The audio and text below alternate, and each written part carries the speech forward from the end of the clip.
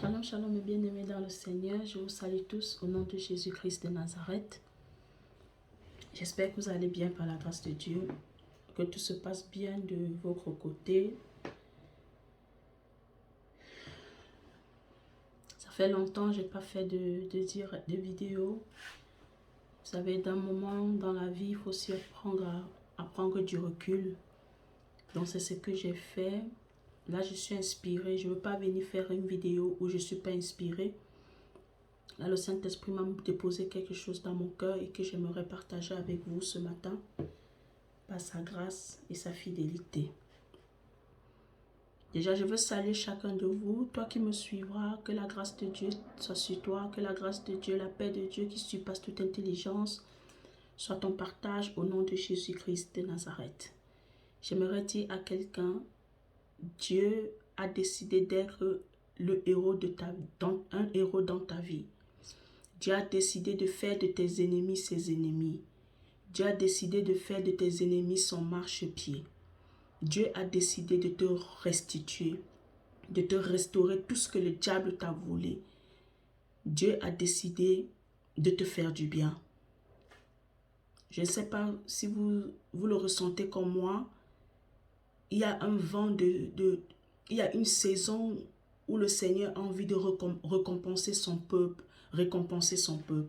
Je crois que nous sommes dans cette saison où Dieu, malgré les situations qu'il y a dans le monde sanitaire, les guerres, les attentats, tout ce qu'on peut entendre de mauvais dans le monde, Dieu n'est pas limité aux saisons, Dieu n'est pas limité aux circonstances, Dieu n'est pas limité au temps.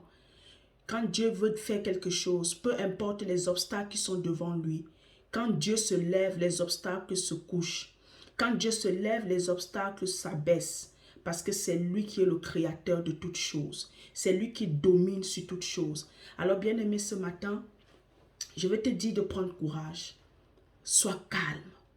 Sois tranquille. Car c'est là que réside ta force. Car c'est là que réside ton espérance. Sois posé. Ne panique pas, ne t'inquiète de rien.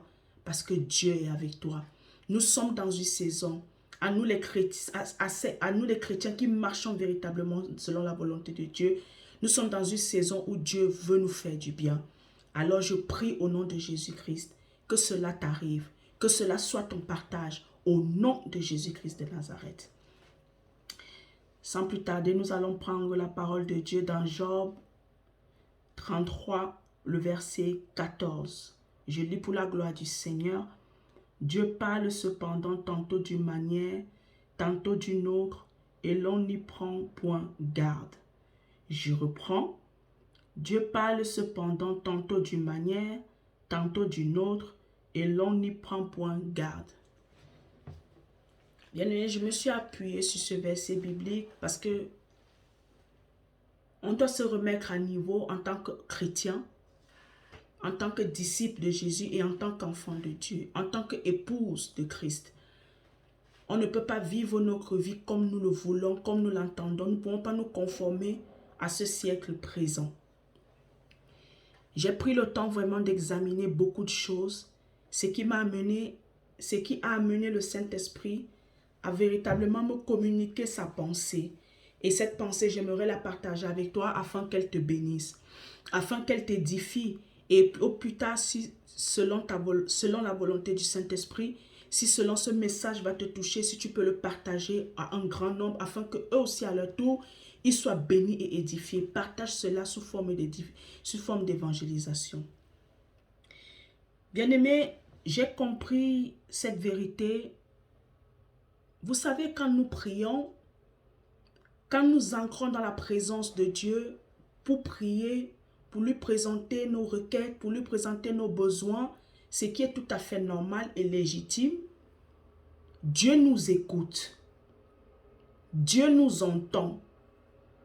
Dieu fait exactement ce que nous lui demandons et parfois il va au-delà. Et ce n'est même pas parfois. Tout le temps, il va au-delà de ce que nous lui demandons et espérons. Parce que Dieu prend le temps de nous écouter. Dieu, quand on lui parle, quand son intime, son véritable enfant, son passionné, son amoureux, entre dans sa présence pour lui parler, je peux vous l'assurer, au nom de Jésus, le ciel est en silence. Parce que ta parole a un pesant d'or au ciel. Dieu prend le temps de t'écouter. Dieu prend le temps d'entendre ce que tu lui dis. Et Dieu exécute avec exactitude, perfection, excellence ce que tu lui demandes. Et surtout, si ça ancre, ça suit, ça va dans sa volonté, ça marche selon sa volonté, ta requête. Si ta requête surtout répond à son besoin. Mais il est fort de constater, bien-aimé, que Dieu reste fidèle à sa parole. Dieu nous écoute et il nous répond parce qu'il est un père, parce qu'il est notre créateur, parce qu'il est un papa responsable. Mais ce qui est triste de comprendre, c'est que lorsqu'il s'agit de nous, en tant que chrétiens, en tant qu'enfants de Dieu, en tant que disciples de Jésus, lorsqu'il s'agit de nous, nous ne prenons pas le temps d'écouter Dieu. Alors le thème, le titre de mon message ce matin, c'est « Apprenons à écouter Dieu ».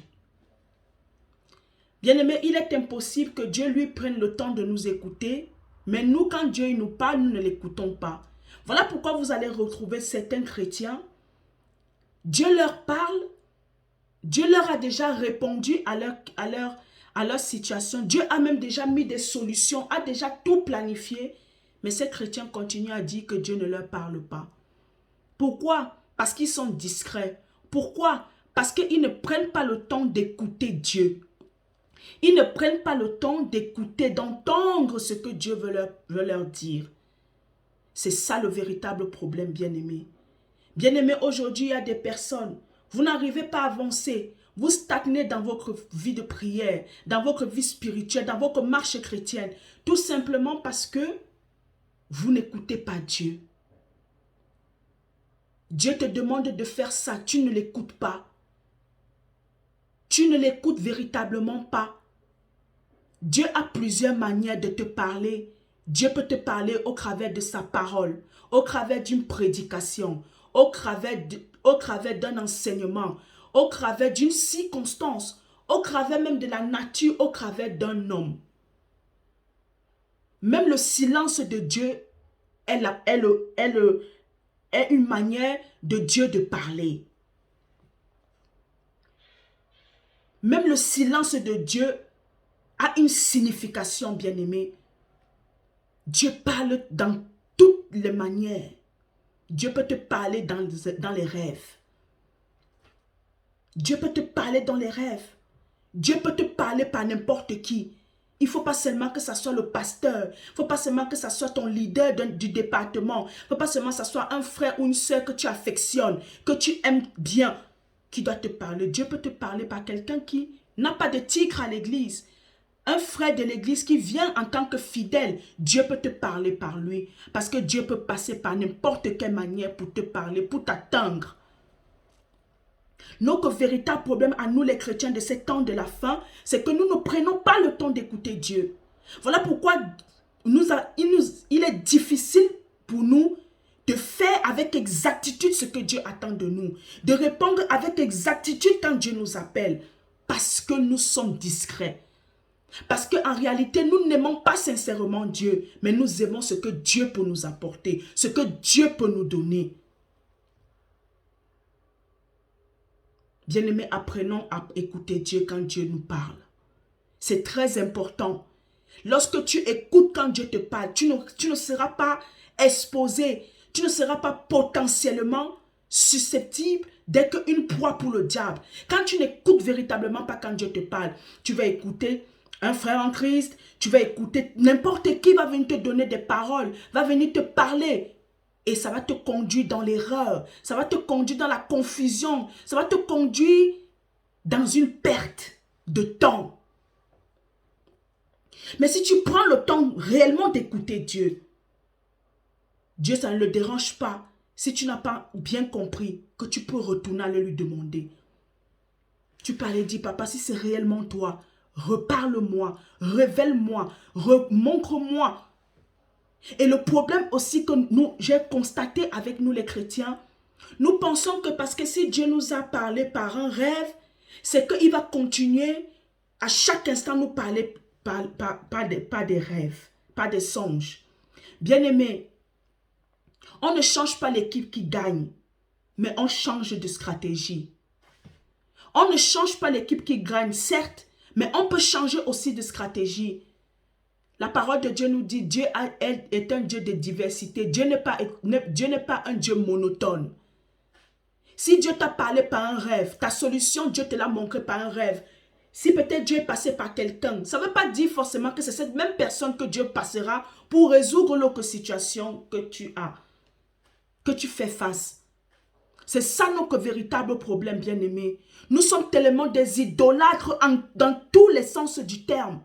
Et notre idolâtrie empêche Dieu d'agir, de faire manifester sa gloire, son surnaturel, parce que nous sommes attachés aux choses, comme lorsque nous étions encore dans le monde, nous étions attachés dans l'idolâtrie, en faisant des choses, en pensant que c'est en faisant, en accumulant les choses, que Dieu va nous aider, Dieu va nous agir dans nos vies. Dieu n'est pas un Dieu monotone. Dieu est un Dieu de diversité. Bien-aimé, Dieu peut passer par un homme pour résoudre ta situation. Comme Dieu peut passer par une circonstance, je ne sais pas, par les rêves, par n'importe quoi pour résoudre ta situation. Ne limitons pas Dieu, je le dis toujours. J'ai fait une exhortation sur ça, sur ma page YouTube. Ne limitons pas Dieu à nos limites. Ne limitons pas Dieu à nos limites. Parce que lorsque tu limites Dieu à tes limites, tu empêches Dieu d'agir comme il aimerait agir dans ta vie afin que ta vie soit un témoignage pour les autres. Apprenons à écouter Dieu. Prenons le temps de l'écouter. Même lorsque nous prions. Arrêtons de parler bla bla bla. Tu peux parler, c'est normal. Mais à un moment donné, arrête de parler. Écoute Dieu. Car la prière, c'est un dialogue. C'est une conversation entre deux personnes. Entre toi et Dieu et entre Dieu et toi. Tu n'es pas le seul qui va parler.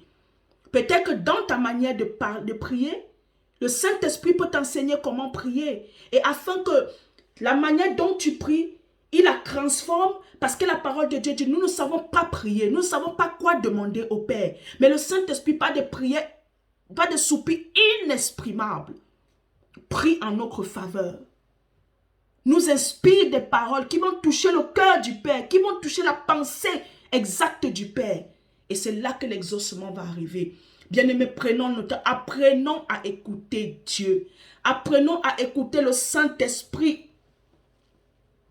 C'est très important si nous voulons avancer avec Jésus. Il est impossible d'avancer avec Jésus si tu ne prends pas le temps de l'écouter. Si tu n'as pas le temps pour lui, si tu ne te disposes pas, tu ne te rends pas disponible pour lui, comment est-ce que tu vas l'écouter? Comment est-ce que tu sauras avec exactitude que c'est lui qui te parle? N'oublions pas que nous avons 3 voix en nous. Nous avons 3 voix en nous. Il y a 3 dimensions. Il y a la nôtre, celle du diable et celle de Dieu. Face à une situation, le diable viendra te parler. Toi aussi, tes propres pensées viendront te parler. Et après, Dieu viendra te parler. C'est comme dans les rêves. C'est tripartite. Il y a tes propres rêves à toi qui viennent de ton subconscient. Il y a les rêves qui viennent du diable. Et il y a les rêves qui viennent de Dieu. Et les rêves de Dieu sont toujours accompagnés de sa parole et d'une explication claire. Quand ce sont tes rêves à toi, rassure-toi, peut-être tu as pensé à quelque chose dans la journée et ton subconscient l'a retenu. Donc dans la nuit quand tu dors, ton subconscient tu vas commencer à rêver et tu vas penser peut-être c'est Dieu et pourtant Dieu n'est pas dedans. C'est comme par exemple si tu as rêvé peut-être d'un homme tu as vu un homme dans la nuit ou tu as vu un film dans la nuit, un film d'horreur, un film d'abomination. Ne sois pas étonné que tu rêves l'abomination. Ne sois pas étonné que tu fasses des cauchemars dans la nuit. Tu ne vas pas dire que non, c'est le diable, c'est Dieu et le discernement. Les rêves du diable, c'est quoi? C'est quand tu vois que tu te fais poursuivre dans la nuit, les attaques. les attaques. C'est quand peut-être que tu vas vivre peut-être un rêve où tu crois que tu rêves, pourtant tu es en train de vivre les maris de nuit, les femmes de nuit qui viennent te violer dans la nuit. Ça, ce sont les rêves du diable. Le diable aussi donne aussi des rêves, des bons rêves. Mais ce qui se cache derrière, c'est la manipulation. Voilà pourquoi nous devons apprendre à avoir une intimité profonde avec le Seigneur. Je ne mets pas long. C'est ce que le Saint-Esprit a déposé dans mon cœur et que je voulais partager avec toi. Je prie vraiment au nom de Jésus que cet enseignement, cette exhortation touche ton cœur, te fasse prendre conscience de ton état spirituel et que ça te fasse faire une mise à jour, que tu te mettes à part, que tu ailles te repentir devant le Seigneur parce qu'il faut se repentir, bien-aimé. Bien-aimé, il faut te repentir parce qu'il y a beaucoup de choses que tu as fait, ce n'est pas la volonté de Dieu. Parce que tu n'as pas pris le temps d'écouter Dieu. C'est comme l'exemple de Lot. Si Lot, le neveu d'Abraham, notre père dans la foi, si Lot avait pris le temps d'entrer dans une intimité avec le Saint-Esprit, si Lot avait une intimité avec le Saint-Esprit, si Lot était un intime du Saint-Esprit, le Saint-Esprit allait lui dire non, ne choisis pas cette plaine. Malgré qu'elle a de la rosée, Dieu l'a déjà rejetée. Et il a choisi d'aller du côté du Jourdain vers Sodome et Gomorrhe. Il allait habiter dans une nation, dans un pays, au milieu d'un peuple que Dieu avait rejeté, que Dieu avait décidé de rejeter, de détruire à cause de leur péché abominable. Si Lot avait pris le temps d'écouter, Dieu, avoir une intimité avec Dieu, Lot n'aurait pas perdu ses biens. Certes, sa vie a été sauvée, mais à cause d'Abraham, qui était un intime du Saint-Esprit, qui était un ami, qui était l'ami de Dieu, le confident de Dieu. Lot, sa vie a été épargnée avec celle de sa femme. Mais Lot a tout perdu. En un jour, Lot a tout perdu ses biens. Et pour continuer dans la suite, la femme de Lot a été transformée en statuette parce qu'elle n'avait pas l'habitude d'obéir à Dieu. Vu qu'on leur a demandé, ne vous retournez pas parce que si vous retournez, vous allez être transformé en statuette de sel. Mais elle n'a pas écouté parce qu'elle n'avait pas l'habitude d'entendre la voix de Dieu. Elle n'avait pas l'habitude d'écouter Dieu. Vous avez vu là où ça l'a amené à sa chute, à sa mort. Bien aimé, la désobéissance peut te conduire en enfer. La désobéissance peut te nuire, peut te séparer de Dieu. Parce que la désobéissance, c'est un péché. Je prie vraiment que tu prennes le temps de suivre cette exhortation. Et que le Saint-Esprit te parle au-delà de ce qu'il a pu m'inspirer à moi. Je prie qu'il te parle, qu'il te convainc de péché, de justice et de jugement, qu'il te convainc afin que tu mettes en ordre ta vie. Que Dieu te bénisse abondamment. Bonne journée dans la paix du Seigneur.